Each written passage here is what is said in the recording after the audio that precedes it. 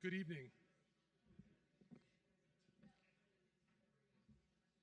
I would like to welcome you to this evening to the Spring 2025 Gale Family Foundation Lecture. My name is Jonathan Kaplan, and I'm the director of the Schusterman Center for Jewish Studies and a faculty member here at the University of Texas. I begin this evening by extending my thanks to the sponsor of tonight's event, the Gale Family Foundation. Along with the Schusterman Family Philanthropies, the Gale Family Foundation's sustained support of Jewish studies at UT Austin has ensured the success of the program and has enabled the Schusterman Center to be a pioneer in the field.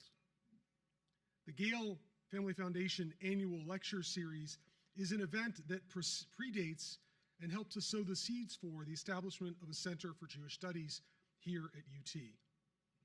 This lecture series has brought leading scholars in Jewish studies, commentators, writers, and artists to the 40 acres. And these lectures introduce undergraduate and graduate students, faculty from across campus, and broad off-campus audiences to the world of Jewish studies, to Jewish arts and culture, and to critical thought on pressing contemporary issues. Most recently, Oded Lipschitz, Susanna Heschel, Sidra Dekoven-Ezrahi, and Samuel Friedman have been Gale lecturers. Along with the lecture series, the Gale Family Foundation has helped to support one of the main programmatic and research foci of the center, Jewish life in the Americas, through endowments in Judaic studies, Jewish arts and culture, and North American Jewish life. The Gale Collaborative on Jewish Life in the Americas is a research consortium directed by Dr. Naomi Lindstrom that facilitates shared projects for scholars from Canada, the United States, Mexico, Argentina, and Israel, including this evening's speaker. I would like to thank the staff at the Schusterman Center, Administrative Associate Emily Petrovsky, and our student assistant Angela Bakaisa for their work on tonight's event. I would also like to thank those helping on putting on this evening's lecture here at the Harry Ransom Center and their staff, and our colleagues from Liberal Arts Information Technology Services. When you entered this evening, you were all given an index card and a pencil, and I can't see you, but I'll invite you, if you haven't received the index card, if you'd like one, you may raise your hand and someone will bring it to you. These index cards will be used later on for you to write down questions that you have for our speaker during the course of the lecture. We will collect them at the end of the lecture, and I will curate them and pose them to our speaker. Our speaker for this evening, Sergio DellaPergola, is Professor Emeritus and former chairman of the Hebrew University's Avraham Harman Research Institute of Contemporary Jewry and its Division of Jewish Demography and Statistics. Born in Italy in 1942, he has lived in Israel since 1966. He holds a master's degree in political science from the University of Pavia and a PhD from the Hebrew University of Jerusalem. He is a specialist and a world-renowned expert on the demography of Jewish world Jewry. He's authored or edited numerous books and monographs, including most recently, U.S. Jews, Reflections on Identity and Demography. Since 1982, he has authored the annual World Jewish Population chapter in the American Jewish Yearbook. And he's lectured at over 100 universities in 6 continents. He's the member of the advisory committee of the 2013 and the 2020 Pew Surveys on Jewish Americans, of the 2015 Survey of Religiously Divided Israeli Society, and the 2012 and 2018 FRA surveys on perceptions of discrimination and anti-Semitism in European Union member states. It's a very European title.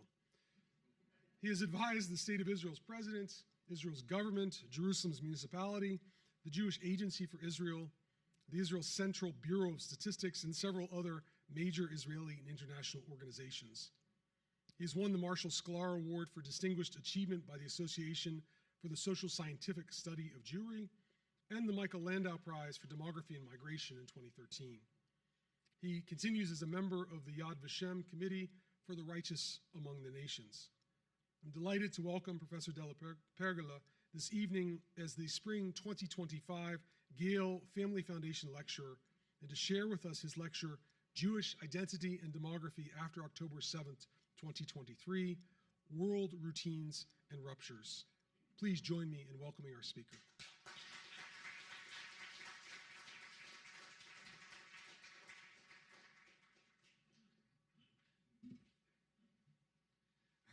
Thank you, Jonathan. Good evening. I'm very pleased to be again for the second time on this campus, the University of Texas at Austin. First time was in 2015 on the occasion of the launching of a program on Jews in the Americas, and I thank particularly my colleagues Nomi Lindstrom and Bob Abzug, who were part of that committee.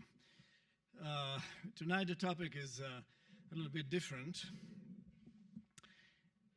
The Jewish experience in the long term has featured stable and continuous trends and patterns intersecting with sudden changes, ruptures, and dramas. These turning points sometimes redirected Jewish history to a non-sequential point between the before and the after of a given event. The perennial and at times somewhat predictable movement of Jewish history and society sometimes shifted toward new roadmaps and unexpected vistas. Two such watersheds just before the mid of the 20th century were the Shoah and the independence of the State of Israel, following which a dual course of Jewish existence consolidated. Today, Jews in Israel comprise the majority of the total citizens of a sovereign state. Across all other countries worldwide, many diverse Jewish minorities sometimes thrive, sometimes struggle. The United States of America is by far the largest, more dominant and complex among these minorities. Tonight I will outline how the events of October 7, 2023 in Israel and its aftermath may have affected the main course of perceptions and practices of Jewish identity and community, globally and locally, noting some similarities and differences, convergences and divergences. My assessment does not come out of a pre-established scenario and rather tries to address a range of salient features, drawing some conclusions after and not before observation of the empirical evidence. My only warning is that I mainly address Jews as real, flesh and blood people, and not only as an item of more broadly conceived social or literary theory, such as in the narrative of constructed identities. On October 7, thousands of Hamas terrorists penetrated the southwest of Israel and massacred 1,195 people, of which 815 civilians and 380 military, and deported 251 civilians to Gaza. October 7 was a Shabbat, the day of the Jewish holiday of Simchat Torah, the happiness of Torah. This seemed to indicate a particularly cynical stint in Islamic terrorism, also epitomized by the 9/11 symbolic linkage with September 11, 2001. The massacre was followed by war in Gaza and Lebanon and the displacement of about 150,000 Israelis from their homes, and tough retaliation by the Israeli military. These events triggered a crisis of fear and disbelief among Israeli society, a similar shaking of identities among Jews worldwide, and a wide process of disenfranchising of the State of Israel among the world public opinion, which, rightly or wrongly, reverberated upon Jewish communities globally. October 7 marked another watershed in the chronology of the State of Israel and in the 100 years old Arab-Jewish or Israeli-Palestinian conflict. It marked forever the history of the Jewish people and the mutual relationship between its components, fully involving the Jews in the US. It generated an unexpected turning point in discourse about Jews and their relations with non-Jewish society. It questioned, with unprecedented sharpness, the position of Israel in its regional and global context, as well as the standing of world Jewish communities globally. It proposed once more the question, what does it mean to be an Israeli? What does it mean to be a Jew today? It extended to a Middle East congested by multiple crises. It also questioned the very essence of the Western civilization. The first and most immediate implication of October 7 was discovering the dramatic failure of Israel's military and civilian intelligence services to predict and monitor events. The causes were arrogance, machismo, euphoria, superficiality. There were many clear, extremely precise, detailed, and disturbing indications of Hamas plans, coming not only from well-acquainted internal, but also from foreign sources.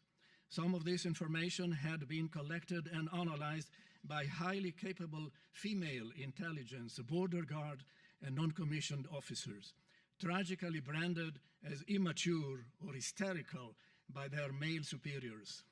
But above all, hovered the dominant and widely shared paradigm of the balance of power and deterrent between Israel and its enemies.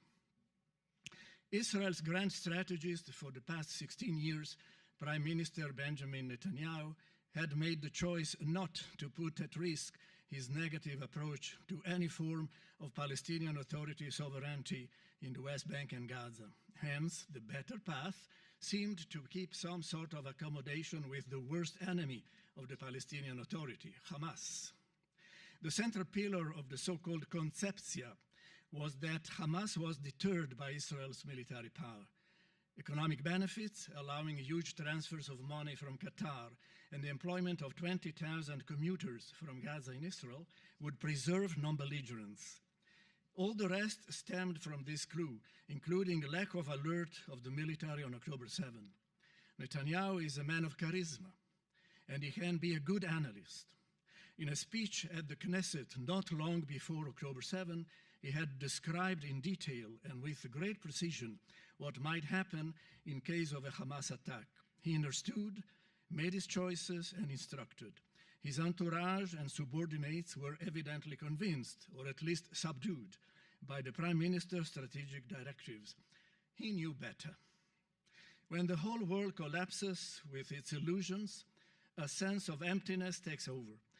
But what were these main fallen certitudes? The first great illusion concerned the history and meaning of Israel as a Jewish state and as the core of global Jewish peoplehood. We had deluded ourselves that after more than 75 years of independence, Israel was now on the road to maturity and consolidated well-being, including the ability to self-criticism and the capacity to implement much-needed reforms long postponed since the difficult beginnings of statehood. On the eve of October 7, the country was deeply divided following the legal constitutional reforms introduced by the Netanyahu government. Hundreds of thousands manifested in the streets against the new totalitarian direction. This stimulated among the Arab leadership the wrong impression that such a divided Israel could easily be attacked and erased. Instead, on the crucial day of danger, the response to the call to battle was overwhelming. Internal solidarity was instantly restored, regardless of previous disagreements, at least for a while. Israel's extraordinary resilience at a time of crisis was the first beat of light emerging from this initial chaos. A negative international migration balance of minus 18,000 people actually appeared in 2024, largely reflecting departures in October 2023. Such a negative balance previously occurred only 3 times over 100 years, the last time in the 1980s, once in the 1950s, and once in the 1920s. But under similarly stringent war conditions, number of refugees from Ukraine to Europe, recorded by December 2024, was over 6.2 million. The second great illusion concerned the Jewish and Israeli presence and its relations with other peoples and civilizations in the Middle East. A certain process of normalization, wavering but in progress, such as the Abraham agreements, had led us to believe that Israel would be accepted into the assembly of the peoples of the region. Instead, we discovered that the project of rejection and genocide was still very much alive and well, with the head of the snake clearly in Iran, the metastases in Lebanon, Yemen, Syria, Iraq, and disturbing relations between vassalage and lordship with Russia and partly also with China and North Korea. The war in Gaza and Lebanon unveiled the bluff of Israeli military omnipotence, but also unveiled the self-denial and immense heroism of its young fighters. In spite of the horrors of October 7 and Israel's unavoidable, more than proportional reaction, the time for negotiation to try to reach the end of mutual destruction was not over, but the responsibility for the next stages not an imaginary peace, but at least a truce, or else a regional and then a global catastrophe, largely moved to the shoulders of Western and Middle Eastern intermediaries. The third great illusion involved the intellectual and spiritual essence of the Western world. After and despite the Shoah, we had hoped that the West, which conceived and executed the Shoah, had repented, and that it had metabolized intolerance, if not repugnance, toward the occasional cause of the slogan, "Never again." But never again was once again with us. In large sections of society, in the world at large, and in the so-called civilized countries, legitimacy of the three fundamental ingredients of being a Jew today, equal dignity, autonomous memory, and political sovereignty, was again called into question. An ignorant, hostile, and arbitrary reading of the word Zionism was exploited to condemn the entire Jewish people for crimes never committed. The catastrophe of October 7 was the worst occurrence to the Jewish people since the end of the Shoah. The question was raised by historians and others whether or not the term Shoah is usable in the context of October 7 and what followed in Israel and Gaza. The answer is not so simple, because evidently Shoah was a unique event historically and hopefully will never be replicated. But I also believe that the problem should be examined not so much in terms of the specific features and events of that particular day, the greatest massacre of Jewish civilians since 1945. What instead should be developed is an analytic framework to help us judging whether certain particular events configure or not a given typology in relation to two categories, intentionality and comprehensiveness. We search for rules which may help understanding what happened and what might conceivably happen again under certain circumstances. I suggest three elements for such a framework. The first necessary element is a certain broad theory outlining the wide scope of a program, reflecting a certain long-term vision of the world, very sharp as well as somewhat generic. Such basic program should include a strategic concept of an ideal world, as well as certain elements of what should not happen and what might happen if those unwanted things in fact do happen. In this respect, we may compare the keynote speech of Adolf Hitler at the Reichstag on January 30, 1939, with the Hamas Charter of 1988. I quote from the former. If the international Jewish financiers in and outside Europe should succeed in plunging the nations once more into a world war, then the result will not be the Bolshevization of the earth and thus the victory of the Jewry, but the annihilation of the Jewish race in Europe. And the Hamas covenant proclaims the following. Article 22, they, the Jews, were behind World War II, through which they made huge financial gains by trading in armaments and paved the way for the establishment of their state. There is no war going on anywhere without having their finger in it. Article 32, their plan is embodied in the protocols of the elders of Zion, and their present conduct is the best proof of what we are saying. And Article 7, the day of judgment will not come about until Muslims fight the Jews, when the Jew will hide behind stones and trees. The stones and trees will say, O Muslims, O Abdallah, there is a Jew behind me, come and kill him. Two different literary styles, the same identical message. Finances, war, kill the Jews. The second element of the framework is a concrete executive program to implement the theoretical vision.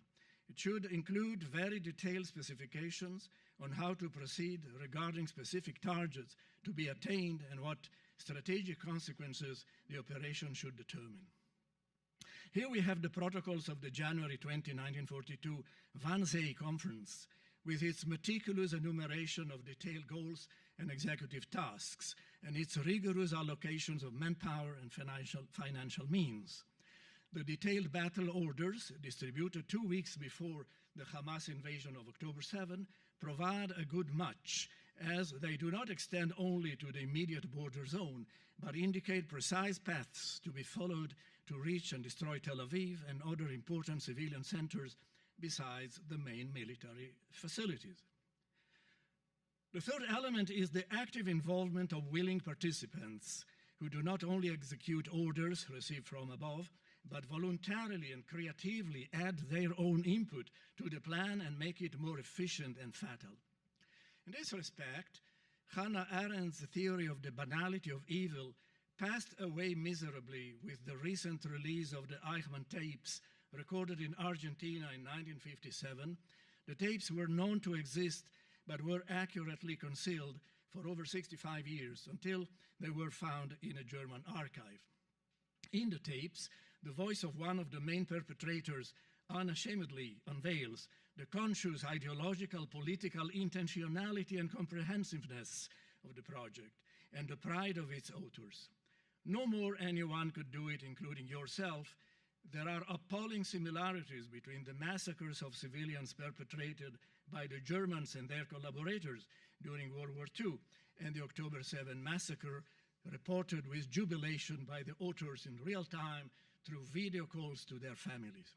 Without too much detail on the similarities, one notes the many acts of bestiality committed by executioners with their own hands against civilians, including women, men, children, the elderly. One element, though, was added, and that is the sexual violence, which was proudly reported on October 7, but was less typical of Nazi actions. This easily upholds the attempted genocide crime, annihilating Israel and the Jews on Hamas' side, with the additional purpose to establish a visionary extensive caliphate on the whole territory between the river and the sea, not unlike the visionary Third Reich over Europe in the 1930s. The bombing and demolition of the Amia Jewish community building in Buenos Aires in July 1994 with Iranian backing was part of such broader regional and global strategy. A strategy aimed at erasing Israel was actively promoted through Iran's nuclear weapons program, the launching of hundreds of ballistic and guided missiles and drones, together with Hamas, the Hezbollah, Islamic movement in Lebanon, and the Houthi insurrection in Yemen. As against this complex machine, it was alleged that Israel too committed genocide and crimes against humanity in the Gaza area. Figures were produced by Hamas on the several tens of thousands of victims among the Gaza civilian population. Higher numbers were postulated by some engaged analysts, even on the pages of learned journals, imagining the numbers of missing bodies still under the debris. These allegations deserve two answers. One is that the numbers provided by the Hamas Ministry of Health were evidently unilateral and uncontrolled. They do not withstand peer review of the real combination of civilian and fighting casualties as a share of the known Gaza population composition by Agent X. The data released by the Gaza authorities imply that nearly all of the victims were women and children. There were no casualties among male fighters.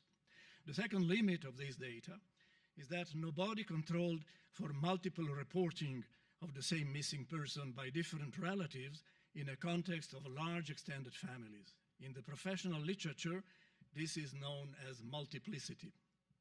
More importantly, what clearly lacked on the Israeli side were the two fundamentals of intentionality and comprehensiveness of a genocidal operation.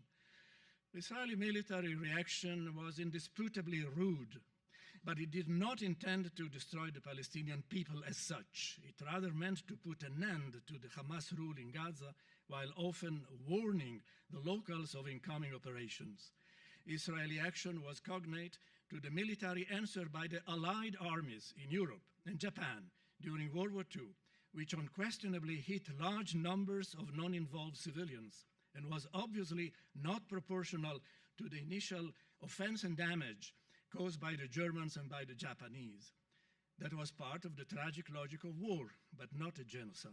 Otherwise, we would be compelled to admit that the West's victory in World War II too was a genocide and crime against humanity. If so, the world's democratic reconstruction and the subsequent years of post-war freedom and prosperity all stand on immoral foundations.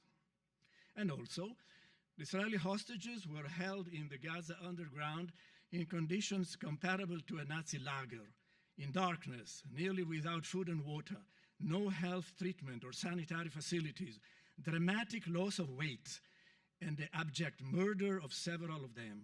During the same period, Israel continued to supply water, electric power, and foremost, free transit of humanitarian aid to the Gaza population. The Palestinian prisoners in Israeli jails were kept under strict international standards and regulations, enjoyed rights of air and inside movement, health treatment, example given Sinwar's cancer surgery, communication, and access to higher education. Juxtaposing these two situations outlines a dramatic gap of civilizations between the two parties of the conflict. Not all Gazans were responsible, but there was no rights of the nations there. October 7 unveiled able manipulation of world public opinion by Hamas and its allies, and the failure of Israel to follow suit. However, certain features of public action and discourse manifestly indicated a pre-existing preferential orientation, which from latent became explicit. The positions taken by external observers and agents not directly involved in the October 7 events were quite revealing in the US and in other Western countries. Some took up the defense of Israel, but a much bigger side directly or indirectly supported Hamas from the beginning, and relatively few kept intermediate or neutral positions. Whether or not Hamas represents the whole Gaza population persisted as a most equivocal issue. The truth is that today every honest person should document seriously, clearly explain one's own positions, take a stand for one side or the other, and bravely bear the moral consequences of such choices. The different stances taken by large sectors of world public opinion, international, national, and local politics, academia, research centers, the mass media, churches, NGOs, and many ordinary people prompted us to create a sort of gallery of dignity. Here are some examples in no particular order and in telegraphic style. In the first place, the International Red Cross never visited, nor even once, the 2,051 Israeli deportees to Gaza. The first contact occurred only on the occasion of the restitution of some of the hostages through pompous ostentation by the criminal kidnappers. This was the paradigm of mandate betrayal and the end of dignity. The United Nations never passed a motion condemning the savage attack by Hamas on October 7, but voted for an immediate ceasefire, that is, stopping Israel, with an automatic majority of 153 in favor, 10 against, 23 abstain, and 7 absent. The UN never gave such attention to the massacres perpetrated in any other regional conflict, namely the slaughtering in Syria of hundreds of thousands of Muslims by other Muslims. The US General Assembly, the Security Council, the Human Rights Committee, the sleepy UNIFIL troops in Lebanon, as well as the International Criminal Court in Hague, all demonstrated striking one-sidedness and double standards. The UNRWA, the UN Agency for Refugee Relief and Welfare, was repeatedly caught cheating and collaborating with the Hamas criminal endeavors, supplying shelter, stealing bodies, and holding hostages. These groups and institutions lost moral authority, respect, and credibility. Catholic Pope Francis, Jorge Bergoglio, expressed legitimate concern for the protection of human life, but never horror for the human carnage of October 7. He flaunted equiproximity toward the families of the deportees to Gaza and the delegations from Gaza, giving same attention to victims and perpetrators. He hinted that Israel commits genocide and was portrayed in adoration of a kid clothed in a red keffiyeh. Sequentially, with his condemning of the Israeli killing of Palestinian children, this scene was tantamount to reaffirming the Jewish crime of deicide. Other prominent cardinals revived an ancient misreading of the law of retaliation, restoring the old contrast of Jewish vengeance versus Christian love. Not a word was uttered about the persecution of Middle East Christian communities by Muslim fundamentalists. This regressive strategy caused the 1965 Nostra Aetate, declaration to be practically deleted, and the ongoing Jewish-Catholic interreligious dialogue to be brought basically back to square one. Academy, once a place for terse reflection and the enhancement of knowledge, sometimes emerged as a congenial gym for political activism, personal discrimination, boycott, and the reformulation of hatred. One of the most embarrassing moments was the hearings of the presidents of major US universities affirming that gross disciplinary violations and elementary moral choices on campus depend on the context. Boycott, divestment, and sanctions became tolerated modes of expression in a battle for academic hegemony, to the extreme of the denial of speech or the imposition of speech by compulsory script. Analysts proclaimed that the war on terrorism reduced the counter-terrorist state to the role of terrorist, demonstrated complacency with unbridled terrorist violence, and ostentatiously celebrated crime. The confusion of knowledge with advocacy was a sure recipe to the downgrading of academic standards. Among the media, the New York Times took 1 month to retract the fake news spread by Hamas about the alleged bombing and the destruction by Israel of the Baptist Hospital in Gaza, which instead was a missile launched by Islamic Jihad on the hospital parking lot, with the building staying intact. Unbalanced reporting mentioned Israel more than 3 times as often as Hamas on the negative side, and personal stories of Palestinian or Lebanese suffering 3 times as often as Israeli losses. The BBC did not consider Hamas and Hezbollah as terrorist organizations and suffered a similar collapse of reporting accountability. Major NGOs failed to their mission. Amnesty International issued an explicitly racist statement against the very existence of Israel, falsely accusing it of apartheid and staying all silent on October 7. The main international women's organization failed to condemn the horrific acts of torture and sexual abuse against Israeli women, and belatedly released a watered-down document which any other group of women would have dismissed. Crowds in the squares shouted, "Palestine will be free from the river to the sea," that is, death to the Israelis, but also death to the Jews, thus closing full circle the anti-Semitic roots of anti-Israelism. The main and meager consequence of this shameful carousel was that many Jews felt once again alone, abandoned and betrayed, sometimes by their own peers. In one synthetic caption, October 7 signified the return of the Jews to powerlessness. These fragments of evidence elicit a broader reflection on the status of anti-Semitism after October 7. By nearly unanimous judgment, an increase in Jewish perceptions of anti-Semitism was recorded all over the world, even in countries like the US, where the phenomenon had been less acute, at least in recent times. Over the last 15 years, the miserable syndrome appeared to be constantly and dangerously increasing, with large sections of the West sliding on a slippery slope of unknown death. The Israeli retaliation in Gaza stimulated a massive process of disenfranchising of Israel and by implication of Jewish communities worldwide. But appallingly, an increase in anti-Israeli attitudes was observed immediately after October 7, just following the massacre of Israelis and before the Israeli military had intervened in Gaza. Certain hostile energies that seemed to have been weakened or even forgotten re-emerged with unexpected violence. These latent germs operated again throughout different channels against Jews and against the established web of relations between Jews and society. Many different narratives, perpetrators, and tools were involved in this dissonant concert. One of the most frequent, if collateral, expressions of this otherness syndrome was accusing Jews that any critique raised against the state of Israel is taken as an anti-Semitic act. This implied Jewish intolerance of any critique, in turn implying the accusation of censorship and authoritarian control of discourse by Jews and their supporters. Here is where some of the fundamentals of anti-Semitism discourse should be clarified.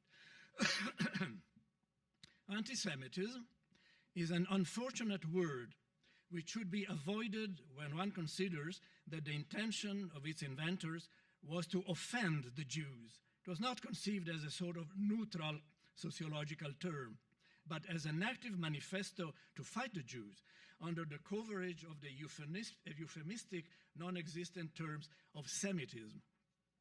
The whole concept should be reformulated, substituting the old term with the better neologism of anti-Jewism. Not even anti-Judaism, because it is about the Jews. By contemporary standards of measurement and judgment, the experience of anti-Jewism comprises three main outcomes. The first most dramatic outcome is physical violence and annihilation of the Jews, as has repeatedly happened in the past, most notably in the Shoah. While the quest for genocide seemed to have disappeared after World War II, the October 7 premises and context demonstrated that this was not the case. The second outcome is marginalization and exclusion of the Jew from civil, social, economic, cultural life. Such pattern, with a few exceptions, seemed to have been averted by legal provisions, at least in the countries where most Jews live. The third outcome is worsening the quality of life of the Jews as individuals and as communities, engendering fear, anxiety, frustration, and anger. This has been the experience of millions of Jews worldwide and represents the most challenging and widespread common denominator of anti-Jewism after October 7. But to really understand the substantive matter of Jewish malaise, it is necessary to expound the essential minimum request by the Jews of today. Here we seem to have a colossal, real or fabricated misunderstanding by many, Jews and non-Jews alike.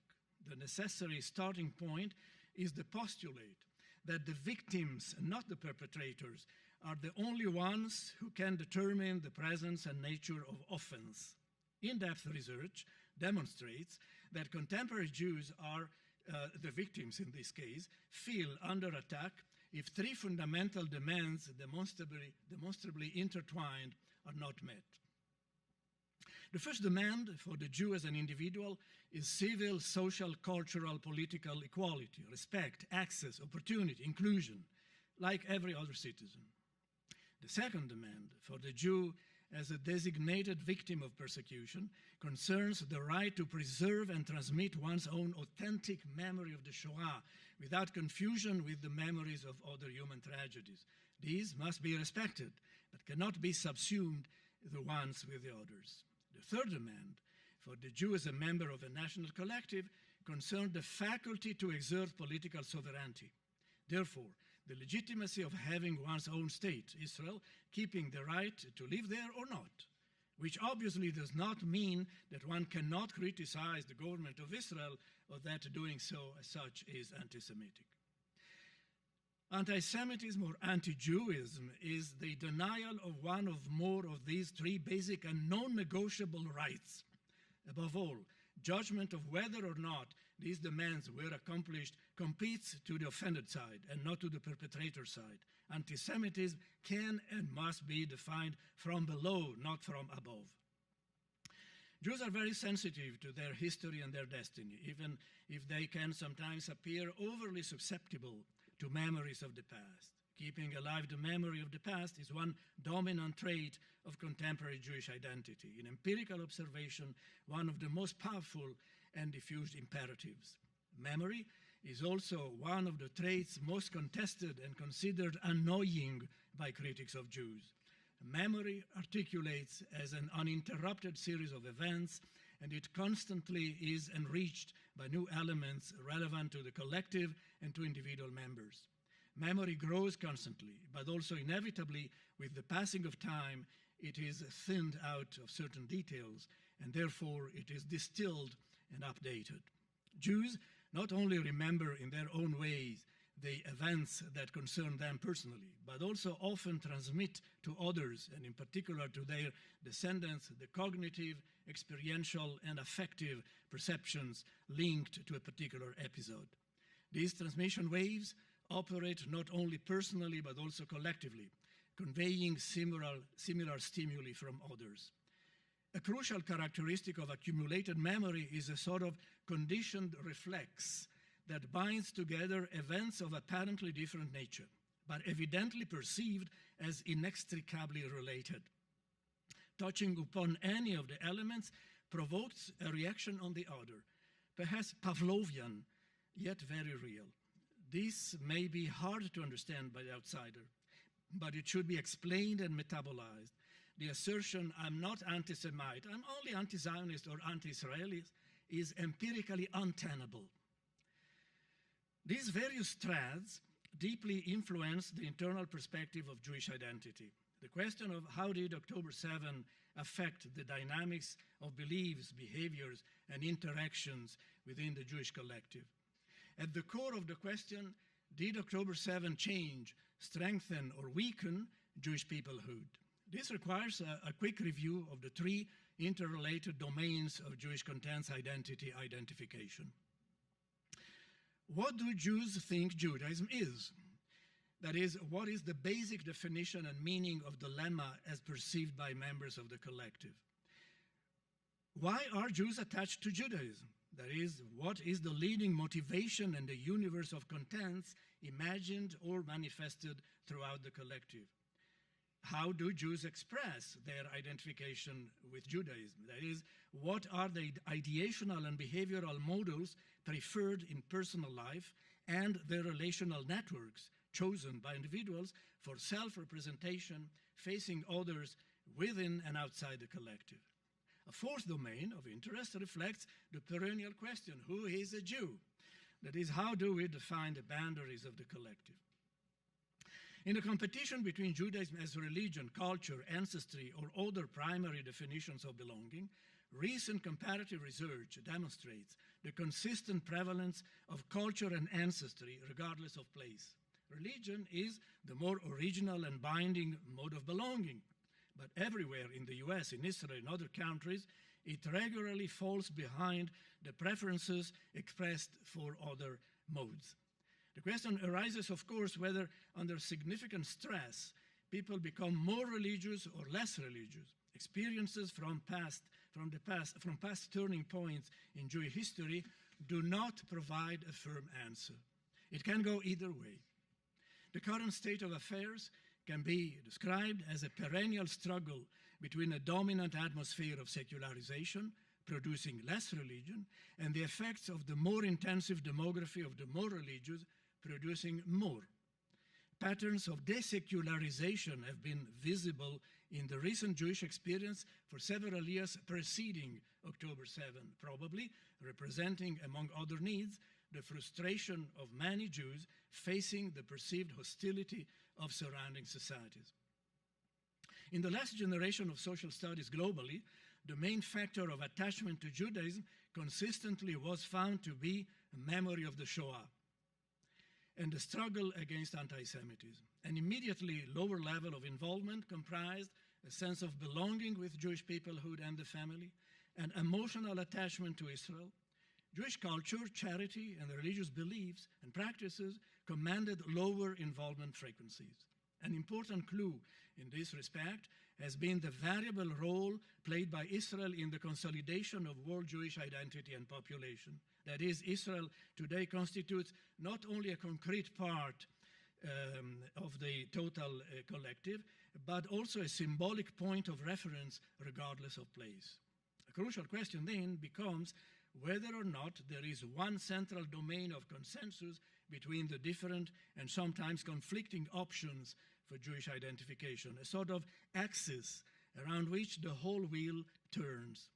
Analysis of the perception universe of Jews in Israel and in the vast majority of communities around the world shows that the extant polarization between the more religious and the secular sectors of Jewish society allows for a common ground, in a certain sense, of shared transnational solidarity. A manifest growth in the central relevance of Israel and Jewish peoplehood emerged in recent studies of European Jews, probably as a response to perceptions of increasing hostility in the surrounding societies. Quite amazingly, however, such central domain of consensus could not be detected empirically in studies of Jews in the United States. While the intensity of Jewish sentiment in the US is not inferior in comparison to other places, this shared perception of central accommodation did not show up. One possible explanation would be a stronger Americanization of Jewish identity vis-à-vis the parallel nationalization of Jewish identities elsewhere. To some extent, this was compensated by the growing share of the Orthodox and Haredi expressions of Jewish religiosity among the younger age groups. Thus, a partial commonality of perceptions may emerge among younger Jews in different countries as against growing distancing between other sections of the same younger cohorts. At the end of the road, moments of great stress may affect the willingness of people to remain Jewish or to sever their links from the collective. Who then is, but more significantly will, continue to be a Jew? The question can be adjudicated following several classification criteria, from inside and from the outside. With all due consideration for normative definitions, the only possible way in empirical research is to deal with it operationally. Based on the declarations by the people directly affected, the trend seems to be expansion of the smaller inner Jewish core, shrinking of the intermediate circles of belonging, expansion of the more distant, disenchanted, and uninterested periphery, and growth of the highly engaged but strongly hostile critics. These trends are very resilient, but October 7 and its excruciating quest for explanations and meaning hold the potentiality to reverse them. Concluding, I will mention 5 critical issues for further debate. The first concerns the role of the Jewish investigator and the Jewish research subject matter. Professional and disciplinary impartiality, which already was under growing stress before October 7, became even more difficult and even untreatable in the aftermath. Besides one's own legitimate narrative choices, external pressures framed by political and academic threads and threats generated new self-defense and or advocacy mechanisms among investigators. Investigators increasingly felt the need to position themselves, taking certain distances, affirming certain truth, or subscribing to certain manifestos. When dealing with positions taken by others in relation to Israel and the Jews, whether supporting or dissenting, to preserve distance in the future could require a dose of heroism. The second issue concerns the attempt to impose a new post-Jewish colonization. The void created by the momentary collapse of the Israeli state, facing the concerted attack of multiple actors, all inspired by fundamentalist Islamic doctrines, was promptly filled by anti-Israeli and anti-Jewish toxics. The strict, inextricable connection that exists between anti-Zionism and anti-Semitism brought about waves of protest and hostility against local Jewish communities nearly everywhere. In the US, the strict policy collaboration between the US and Israel was nearly jeopardized by tactical concerns in the course of the 2024 presidential primaries and elections, namely attention to large Arab constituencies. After October 7, some politicians squarely reintroduced into public discourse an element of denial of the right of the Jews to have their own sovereign state. In academy, a tendency emerged to discuss anti-Semitism and Jewish identity issues above the heads of Jews, disconnected from the existential reality of the concerned persons.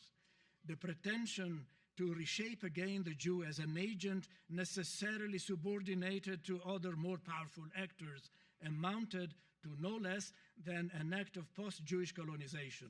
Again, against such quest for hegemony, lots of Jewish dialectics, rhetoric, and academic skill and political skill need to be found to recover positions that prevailed before October 7 and were lost. The third issue concerned the Israel and diaspora existential intersections. October 7, in a sense, pushed Jewish history 2 generations back by destroying the myth of Israel's invincibility and also, for that matter, military competence. On October 7, we rediscovered that the existence of the State of Israel had absolutely not solved the Jewish survival existential problem. The profound crisis generated in Israeli society, in turn, deeply impinged upon Israel's image, still powerfully touching emotional chords among US and other Jews, in spite of the already noted decline of interest. The ideal scenario would expectedly be a new surge of Jewish-Israeli solidarity, but the opposite option of disenchantment and further distancing would not be surprising. One sensitive indicator was that while thousands of Jewish volunteers poured to Israel on the occasion of its previous wars in 1948, 1967, 1973, virtually none was seen in 2023, when Israel's existential danger was in no way lesser. There were plenty of declarations and marches of support for Israel, also by good Christians, but a feeling of fear and even anguish was hovering above all. Ghosts from past history reemerged, overcoming the sense of self-reassurance that the Jewish state was supposed to project upon world Jewry. The fourth issue concerns the Jewish people and its governance. Facing the immense trouble of the October 7 collapse and its aftermath, the whole system of world Jewish governance revealed its limits and basic dysfunctionality. Discussion of the performance of Israel government was out of the scope here tonight. What rather attracts attention is the evanescence of several of the major international agencies that were supposed to represent Jewish interests globally. October 7 exposed in particular the non-existence of a pan-Jewish world and especially Israel-US bilateral mechanism of alert, discussion, analysis, and decision-making within the recognized limits of division of labor between what is a sovereign state and what is not. This was especially problematic in view of the extraordinary intertwined triangle of military and political dependence of Israel on the US, on the often mentioned relevance of Israel in the consolidation of US Jews' personal and community identities, and of the still not negligible interest of US politicians in the local Jewish vote. The cognitive, existential, and affective dialectic relation with the Jewish diaspora requires radical restructuring with the creation of a real board of joint problem and interest, a board of discussion of joint problems and interest, which is lacking today. The fifth and last issue concerns the very future of the Jews. October 7 offers a term of reference for a critical discussion about the future of the Jews. The picture in Israel, in the US, and worldwide is more complex and precarious than one would prefer it to be. The Jewish world rests on very solid ground in terms of its values, convictions, and accomplishments. Israel's extraordinary resilience was demonstrated by the stern standing of the families of those abducted to Gaza and the solidarity expressed by most of the nation. Yet, some of the self-reliance is now vanished. Not about the righteousness of the road, but about its feasibility. Israel emerged from October 7 as something that needs to be conceptually, politically, operationally restarted from scratch. Israel 2.0. For many years to come, Israel will have to devote a large part of its mental and material resources to be less Athens and more Sparta. Israel's young people are bound to be mobilized for the coming generations to the categorical imperative of defending their country. Civil society will have to stay alert to strengthen democracy and avoid dangerous political terms in reactionary and messianic directions that are always lurking. A profound change of political and military leadership will be needed. The predicament of sectorial cleavages versus unity and coherence must be solved by unifying and not divisive leadership. The Israel-world Jewry dual relationship, too, needs to be restarted, and with it, many of the existing interpretations and scenarios. Jews in the world, wherever they are, cannot stand aside, or else they may desist from being inside. Omnivorous new research projects must be promoted for those who are interested both to understand and to act in educated ways. It is time to end self-laudatory attitudes, lachrymose self-commiseration, and delirious visions. Less punditry and more modesty may help to construct a better Jewish future, or at least to avoid more catastrophes, whether through enhanced unity or through growing separation. We can trust Jews will continue to pursue their utopias, facing the challenges of defending their own inalienable rights, being steadily attentive to the rights of others, keeping to the moral values of Jewish heritage, and defending Israeli democracy. Thank you very much.